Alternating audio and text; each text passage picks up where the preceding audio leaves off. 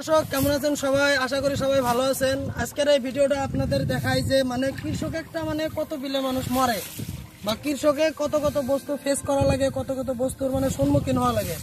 কালকে এনারা ধান কাইটা এই ক্ষেতে রেখে গেছে, আজকে কোমর পানি মাঞ্জা পানি হয়ে গেছে। যারা লয়ার আসামে বা ধুবড়ির দক্ষিণ পারে যারা আবাদ করতেছেন তাদের এই উদ্দেশ্য করে এই ভিডিওটা। যারা যারা ভাবতেছেন যে 2 দিন 3 দিন 4 দিন পরে ধান কাটবেন, ওই ভুলটা করেন না, তাড়াতাড়ি ধান কাটা শেষ করে দেন। এনারা কালকে শুকনা খাতে ধান রেখে গেছিল, আজকে দেখেন পরিস্থিতি। এই যে কয়েকজন মানুষ আছে আমাদের সাথে, আমার মামা আছে। হ্যাঁ, এনারা কালকে ধান এইভাবে রেখে গেছিল, ভাবছে যে 2 দিন বা 1 দিন পরে কাটবো, কিন্তু ওইটা কপালে হইলো না।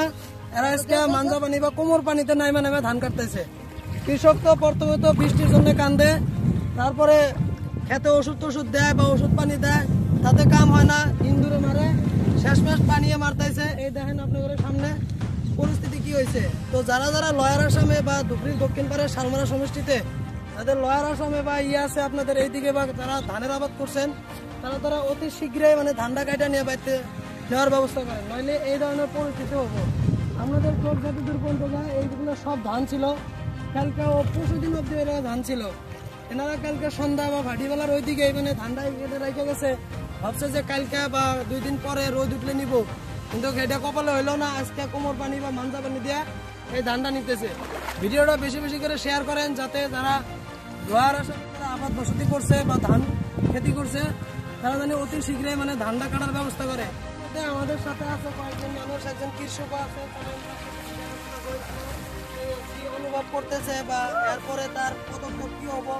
এই ধানগুলো তো নষ্ট হয়ে গেল, সরকারে তারপর কি পদক্ষেপ নিবে তা নিয়ে অল্প কথাবার্তা বলি। আসলে কত বিঘা ধান ছিল? কত বিঘা ধান ছিল? 2.5 বিঘা ধান ছিল। তো এখন ধানগুলা কি সবগুলা কাটা শেষ হয়ে গেছে? কিছু তলে গেছে, কিছু কাটা হয়েছে, কিছু নিবারি ফারিনে ভেসে গেছে। তাহলে এখন এই ক্ষেত বা এই ধানের বুদ্ধি উপায়টা কি করবেন? এখন তো ধান যতটুকু ক্ষতি হয়ে গেল গা, এখন এটার উপায়টা কি? আপনি কি হিসাব করেন নাই যে হয়তো 2-1 দিন পরে কাটলে ভালো হইতো বা 2-1 দিন আগে কাটলে, এটা কি হিসাব করছিলেন আপনি? আমরা তো ভাবছিলাম যে বৃষ্টি কম হবো, ধান 2-1 দিন পরেই খাতে মালা দেবো, কিন্তু হঠাৎ করে বন্যা হয়েছে, ধান সব ভেসে যেতেছে, আদা পাওয়া গেল, আদা হারিয়ে গেল। তাহলে যারা এখনো ধান টান কাটে নাই তাদের উদ্দেশ্যে কিভাবে করবেন আপনি, যে আবারটা কিভাবে ঘরে নেওয়া যায় জলদি, বা কিভাবে কি করা যায়? ভুল করছি, আমি করছি এরকম বুঝতে নেই, আর কেউ করে না। হয়তো খালি আমি করি নাই, আমার এই বন্দরে যতগুলো কৃষক আছে সবারই এই ভুল হয়ে গেছে। ধান তো আগে পাকছিল নাই, এখন পাইকে গেছে, সবারই একবারে পেকে গেছে, হয়তো একবারে সবারই কাটা গেছে। এখন গাড়িও পারবে না, যেমন মারা মূল বোঝে সেই মনাও শেষ হয় না, এদিকে ধান তো টাকাও জানা যাবে না। তো আপনি যখন কালকে খেতে কি দেখেন নাই যে এতটুকু পানি বাড়ছে, বা কতটুকু আইডিয়া করছিলেন যে কতটুকু পানি বাড়বো? আজকে রাত্রে কমসে কম 2 হাত 2.5 হাত পানি বাড়ছে। কালকে এই করে জমিনে কোনো পানির কোনো ঘাট ছিল না, তখন নদীতে পানি ছিল। আর এই রাত্রের মধ্যে কমসে কম 2.5 হাত 3 হাত পানি বাইরে আমাদের এই অবস্থা হয়ে গেছে। এখন যাই হোক, এখন যেটা হওয়ার তো হয়ে গেছে গা। এখন যারা আবাদ এখনো কাটে নাই, হ্যাঁ, তা করে কিছু বলবেন বা তাদের উদ্দেশ্যে কিছু করবেন যে ধানের পরিবর্তে অন্য কিছু আবাদ করা ভালো, নাকি আপনি কি জন্য করলেন এটা, যে হয়তো খেয়ার লাগবে বা গরু আছে বাছুর আছে ওই জন্য করছেন, নাকি এমনি রাখছিলেন যে 2 দিন পরে নেই রোদ বা বৃষ্টি থামলে তখন? খালি ধানের জন্য তো না, খেয়ারেরও তো প্রয়োজন আছে। 2-4টা গরু না পারলে আমরা আবাদটা করি কি দিয়ে? খালি গাড়ি দিয়ে হাল বয়ে তারপরে হয় না, খালি গাড়ি দিয়ে হাল বয়ালে কিন্তু পয়সা দিতেই কাম সারা। এদিকে গাড়ির টাকা, এদিকে তেলের টাকা, এদিকে বিছনের টাকা, এদিকে ওষুধের পানির টাকা, এদিকে তেলের লাগে, কামলা নিয়ে হাজিরা করে, হাজিরা দিয়ে খেত নিরান লাগে, লাগান লাগে।